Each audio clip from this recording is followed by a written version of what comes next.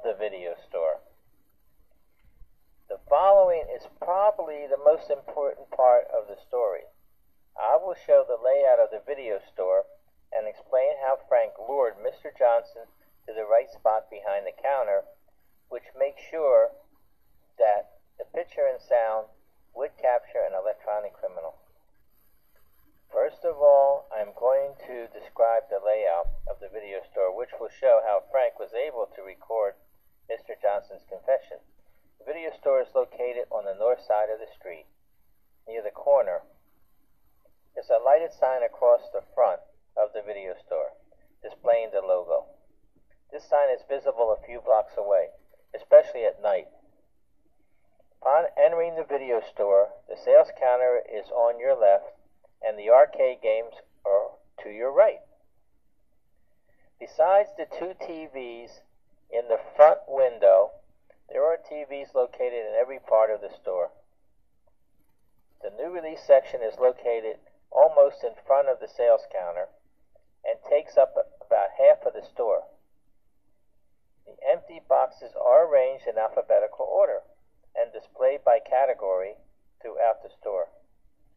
When a customer wants to rent a movie, they bring up the box or boxes to the counter where the clerk or manager or owner pulls the movie or movies from back of the counter that corresponds with the box or boxes that the customer has selected. Next, the volume numbers are entered on the customer's account. Payment is due on return. At this point of the story, the video store is only accepting cash and personal checks for payment. This policy was changed while the video store and banks were investigating Mr. Johnson's scheme.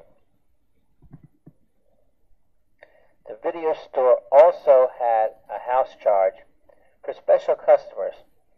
This type of account was used to pacify customers that complain about the change in policy.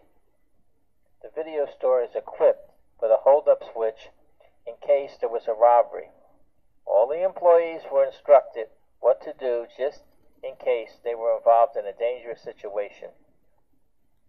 The video store also hooked up a camcorder that they used to rent for a specified fee, but since the battery pack wasn't holding the charge and the replacement battery packs were too expensive, therefore it wasn't worth it. You guessed it, the video store decided to connect this camcorder to the power pack and leave it on during business hours. Most of the surveillance cameras were black and white then, but this camcorder recorded in color. This camcorder was hooked up to one of the VCRs, which were connected to all the store's TVs. Everything was hooked up to a switch, which allowed the video store to push a button and show movies or the surveillance system on the TVs. This way the customer could see themselves on TV if whoever was in charge wanted to do this. If a movie showing on the screens, the camcorder was still recording what was going on in the video store. All the employees who worked in the video store knew how to work the VCRs and surveillance system, including Mr. Johnson. The day that Mr. Johnson confessed his embezzlement scheme to Frank, the tape was in one of the VCRs and recording everything going on. If Mr. Johnson didn't want what he said to be recorded, all he had to do was stop the VCR. The video store figures that Mr. Johnson was so overwhelmed over what he had done to realize what he was saying was being recorded. The following is a description of the store's conditions at the time leading up to Mr. Johnson's confession. First of all, Mr. Johnson was working by himself and couldn't leave until Frank relieved him. The video store was very busy and noisy when Frank arrived to relieve Mr. Johnson.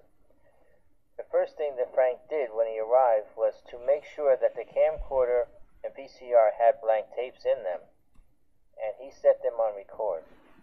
Now the stage was set.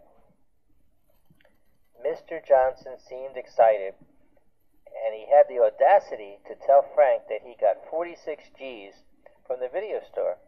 And Mr. Johnson said, $46,000 that he got by making a lot of large transactions that he told Frank that one of the transactions was $8,000. And then he told Frank all the amounts of the other transactions would total $46,000. And he also told Frank that he would draw $10,000 in cash, and if he would have taken more, the bank would have had to fill out a currency transaction report. Even though the video store was busy and noisy, Mr. Johnson's confession came out very clear, because Frank lured Mr. Johnson back at the counter closest to the camcorder. After Mr. Johnson said all that he was going to say, he rushed out of the video store to go to the Mac machine to check his Mac Visa balance. This occurred on a Saturday afternoon around 2 p.m. in the middle of November of 1997. If that wasn't enough, the next day, which was Sunday, Mr. Johnson came in to relieve Frank.